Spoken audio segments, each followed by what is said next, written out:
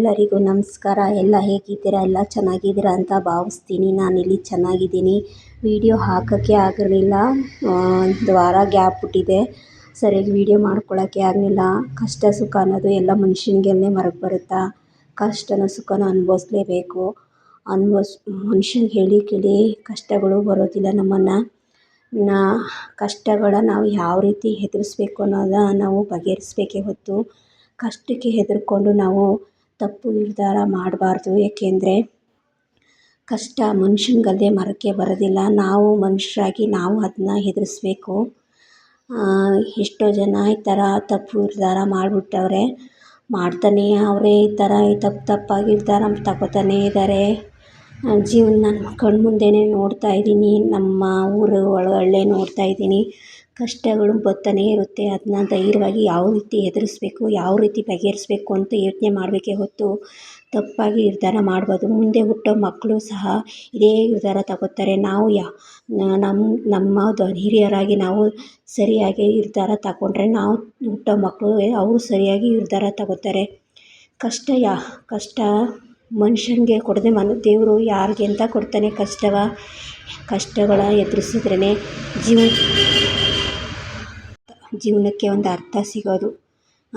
ಸುಮ್ಮನೆ ಇವೆಲ್ಲನೂ ಬಗೆಹರಿಸ್ಬೇಕೇ ಹೊತ್ತು ಎಷ್ಟೋ ಜನ ತಪ್ಪಾಗಿ ನಿರ್ಧಾರ ಮಾಡಿಕೊಂಡು ತಪ್ಪಾಗಿ ಸೂಸೈಡ್ ಮಾಡ್ಕೋತಾರೆ, ಏನೇನೋ ಈ ಥರ ಮಾಡ್ಕೋತಾರೆ. ಅದೆಲ್ಲ ಮಾಡೋಕ್ಕೆ ಹೋಗಬಾರ್ದು. ಏನೇ ಬಂದರೂ ಧೈರ್ಯವಾಗಿ ಎದುರಿಸ್ಬೇಕು.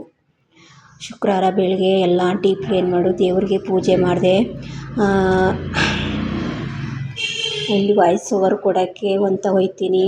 ಸೌಂಡು ಸಿಕ್ಕಾಪಟ್ಟೆ ಸೌಂಡ್ ಬರುತ್ತೆ. ಏನು ಮಾಡೋದು? ಯಾವ ಟೈಮಿಗೆ ಕೊಡೋಕೆ ಹೋದರೂ ಸೌಂಡೇ. ಮನೆಯೆಲ್ಲ ಕ್ಲೀನ್ ಮಾಡಿ ಮನಸ್ಸಿಗೆ ಏನೋ ಒಂಥರ ಸಮಾಧಾನ. ಡೀಪ್ ಕ್ಲೀನ್ ಮಾಡ್ದಾನೆ ಎಲ್ಲ ಒಂಥರ ಮನಸ್ಸಿಗೆ ಸಮಾಧಾನ ಆಯಿತು. ಮನೆ ನೀಟಾಗಿದ್ದರೆ ಮನಸ್ಸು ನೀಟಾಗಿರುತ್ತೆ. ಪಾಸಿಟಿವ್ ಆಗಿ ನೆಗೆಟಿವ್ ಹೋಗಿ ಪಾಸಿಟಿವ್ ಆಗಿ ಮನಸ್ಸಲ್ಲಿ ಕ್ರಿಯೇಟ್ ಆಗುತ್ತೆ. ದೇವ್ರ ಪೂಜೆ ಮಾಡಿ ಈ ಥರ ಭಕ್ತಿ ಗೀತೆ ಹಾಡಾಕ್ಕೊಂಡ್ರೆ ಏನೋ ಮನೆ ದೇವರೇ ಎದ್ದು ಬಂದಂಗೆ ಆಗುತ್ತೆ. ಮನಸ್ಸಿಗೆ ಏನೋ ಒಂಥರ ಸಮಾಧಾನ ಆಗುತ್ತೆ. ಮನೆಯೆಲ್ಲ ಕ್ಲೀನ್ ಮಾಡಿದೆ. ಸಂಜೆ ಸಾಂಬಾರಿತ್ತು. ಬೆಳಿಗ್ಗೆ ಅನ್ನ ಮಾಡ್ಕೊಳ್ಳೋಣ ಅಂದ್ಬಿಟ್ಟು ಈ ಥರ ಬಾಗಿಲಿಗೆ ಈ ಥರ ರಂಗೋಲಿ ಹಾಕ್ಕೊಂಡಿದ್ದೀನಿ.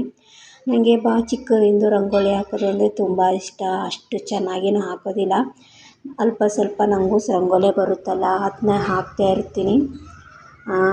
ಯೂಟ್ಯೂಬಲ್ಲಿ ನೋಡ್ತಾ ಇರ್ತೀನಿ. ಅಕ್ಕಪಕ್ಕದ ಮನೆ ರಂಗೋಲಿ ಹಾಕೋದು ನೋಡ್ತಾ ಇರ್ತೀನಿ.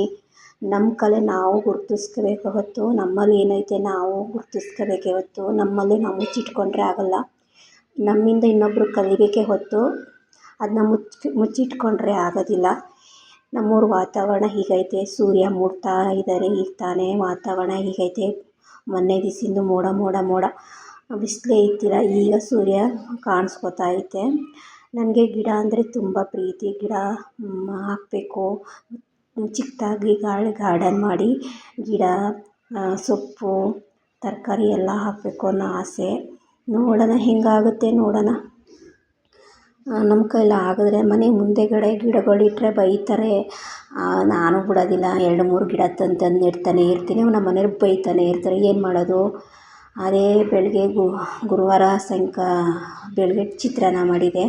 ಇದಕ್ಕೆ ಕಾಯಿ ಚಟ್ನಿ ಮಾಡಿ ಚಿತ್ರಾನ್ನ ಮಾಡಿದೆ. ನಮಗೆ ಹುಡುಗನಿಗೆ ಟೊಮೊಟೊ ಚಿತ್ರಾನ್ನ, ನಿಂಬೆಹಣ್ಣು ಚಿತ್ರಾನ್ನ. ತಕ್ಷಣಕ್ಕೆ ತರಕಾರಿ ಇಲ್ಲದಾಗ ಟೊಮೊಟೊ ಚಿತ್ರಾನ್ನ, ಟೊಮೊಟೊ ಹಣ್ಣು ರಸಮು, ಟೊಮೊಟೊ ಹಣ್ಣು ಗೊಜ್ಜು ಈ ಥರನೇ ಮಾಡೋಕ್ಕೆ ಹೋಗೋದು.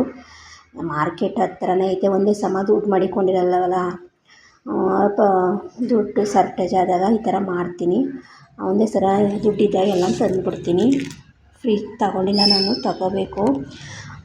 ನಮ್ಮ ಬಜೆಟಿಗೆ ತಕ್ಕಾಗಿ ನಮ್ಮ ಮನೆ ಸಂಸಾರ ತೂಗಿಸ್ಕೊಂಡು ಹೋಗ್ಬೇಕು ತಾನೇ. ನಮ್ಮ ಮನೆ ಪಕ್ಕದ ಮನೆಯವರು ಹೀರೆಕಾಯಿ ಕೊಟ್ಟಿದ್ದರು. ಚೆನ್ನಾಗಿ ಎಳೆಯದು ಹೀರೆಕಾಯಿ. ಅದನ್ನ ಹಾಕ್ಬಿಟ್ಟು ಅದ್ರ ಮೇಲೆ 2 ಟೊಮೊಟೊ ಹಣ್ಣು, ಈರುಳ್ಳಿ ಹಾಕ್ಬಿಟ್ರೆ ಅದ್ರ ಮೇಲೆ ಸಾಂಬಾರು ಸೊಪ್ಪು ಹಾಕ್ಬಿಟ್ರೆ ಚೆನ್ನಾಗಿ ಬೆಂದಮೇಲೆ ಯಾವುದೇ ಆದರೂ ತರಕಾರಿ ಚೆನ್ನಾಗಿ ಬೆಂದರೆ ತುಂಬ ಟೇಸ್ಟಾಗಿರುತ್ತೆ. ಕಾಯಿ, ಬೆರಕೆ ಖಾರ ಪುಡಿ, ಆಮೇಲೆ ಶುಂಠಿ, ಬೆಳ್ಳುಳ್ಳಿ, ಈರುಳ್ಳಿ, ಕಡಲೆ ಇದ್ರೆ ಹಾಕೋಬೋದು, ಇಲ್ಲಾಂದರೆ ಸ್ಕಿಪ್ ಮಾಡ್ಬೋದು.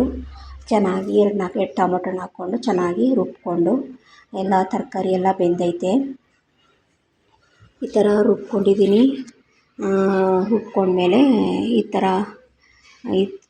ಜಾಸ್ತಿ ಸಣ್ಣ ಜಾರಿಗೆ ಹಾಕ್ಕೊಂಡು ಎಲ್ಲ ರುಬ್ಕೊಂಡಿದ್ದೀನಿ. ಈ ಥರ ಸುರ್ಕೊಂಡ್ರೆ ಮೇಲುಗಡೆ ಈ ಥರ ಹಾಕ್ಕೊಂಡು ಮೇಲೊಗರೆ ಕೊಟ್ಕೊಂಡ್ರೆ ಸಾಂಬಾರು ಸೊಪ್ಪು ಆಮೇಲೆ ಬೆಳ್ಳುಳ್ಳಿ ಗೆಜ್ಜಿಬಿಟ್ಟು ಸಾಸಿವೆ ಹಾಕ್ಬಿಟ್ಟು ಮೇಲೆ ಒಗ್ಗರಣೆ ಕೊಟ್ಕೊಂಡ್ರು ಮಾಡ್ಬೋದು. ಹಾಗೆ ಈ ಥರನೂ ಮಾಡ್ಬೋದು, ಆ ಥರನೂ ಮಾಡ್ಬೋದು. ಈಗ ನೋಡಿ ಕೋಣೆ ಎಲ್ಲ ನೀಟಾಯಿತು, ಎಲ್ಲ ಕ್ಲೀನ್ ಮಾಡಿದೆ. ರಾತ್ರಿ ಗುರುವಾರ ರಾತ್ರಿ ಎಲ್ಲ ನೀಟ್ ಮಾಡಿ ಅನ್ನ ಮಾಡಿದ್ದೆ, ಸಾಂಬಾರು ಇತ್ತಲ್ಲ ಅನ್ನ ಮಾಡಿದ್ದೆ. ಎಲ್ಲ ಮನೆಯೆಲ್ಲನೂ ಒರೆಸಿ ಎಲ್ಲ ಕ್ಲೀನಾಗಿ ಅಡುಗೆ ಮನೆಯೆಲ್ಲ ಕ್ಲೀನ್ ಮಾಡಿದೆ. ಕ್ಲೀನ್ ಮಾಡಿಬಿಟ್ಟು ಮನೆಕೊಂಡ್ರೆ ಒಂಥರ ಸಮಾಧಾನ. ಈ ವಿಡಿಯೋನ ಸ್ವಲ್ಪನಾರು ಇಷ್ಟ ಆದರೆ ಒಂದು ಲೈಕ್ ಕೊಡಿ, ಸಪೋರ್ಟ್ ಮಾಡಿ. Thank you.